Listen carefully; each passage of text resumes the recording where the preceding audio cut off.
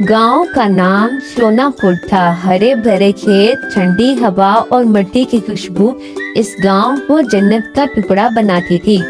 गांव के कोने में एक छोटा सा मकान था जहां राजन, उसकी बीवी कामनी और उसकी नन्ही बेटी मीरा रहते थे। राजन खेतों में काम करता था लेकिन पैदावार कम बढ़ रही थी। वो अपनी बीवी को कहता है, मिट्टी की खिसी कट रही है, बारिश पे वक्त पर नहीं हो रही। राजन हर खाने के बाद अपनी बीवी से ही बात करता, लेकिन उसके बीवी ने उसे दिलासा दिया, फिक्र मत करो, हमारे पास हमारी बेटी मीरा है, वो बहुत अक्लमंद है, वो कोई ना कोई हल निकाल लेगी। मीरा सोचती है, इसका क्या ही हल हो, फिर मैं अपने माँ बाप की मुश्किल हल कर दूं।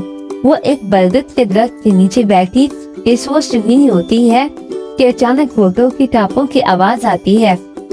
एक सुनहरे लिबास में बलबूस सर पर शाही पगड़ी बांधे एक शख्स घोड़े से उतरता है और कहता है कोई जो बादशाह की पहेली का जवाब दे।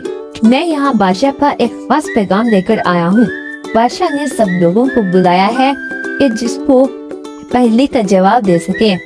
राजन और कामनी दोनों हैरान रह गए, वो सोच भी नहीं सकते थे बादशाह ने आखिर इन जैसे आम किसानों को क्यों बुलाया है।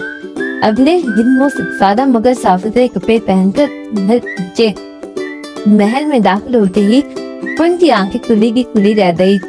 ऊंची दीवारें, संगमरमर के फर्श, रंगीन शीशों की खिड़कियां और हर तरफ खुशबू बिखेरते फूल। बादशाह वीरभद्र सिंह तख्त पर बैठे थे।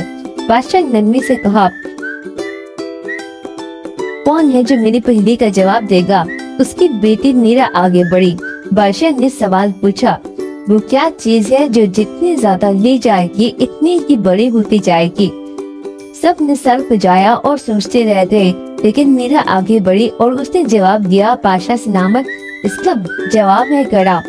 घड़ा जितना ज्यादा मिट्टी हम उसमें से निकालते हैं वो उतना ही बड़ा हो जाता है। महल में मौजूद सब लोग हैरत से एक दूसरे को देखने लगे। बादशाह ने खुश होकर कहका लगाया, शानदार, इन नन्ही से बच्ची बड़े बड़ों से ज्यादा समझदार निकली। बादशाह ने मीरा के सर पर शक्कर से हाथ रखा और हुक्म दिया कि राजन के खेतों के लिए खास बीज और हाथ भेजे जाए। साथ में एक सोने का सिक्का इनाम दे ताकि उनका घर खुशहाल हो सके। राजन की आंखों में खुशी की आंखें थे। वो जानता था कि आज उसकी बेटी न सिर्फ मेरे घर की बल्कि घर की किस्मत भी बदल दी।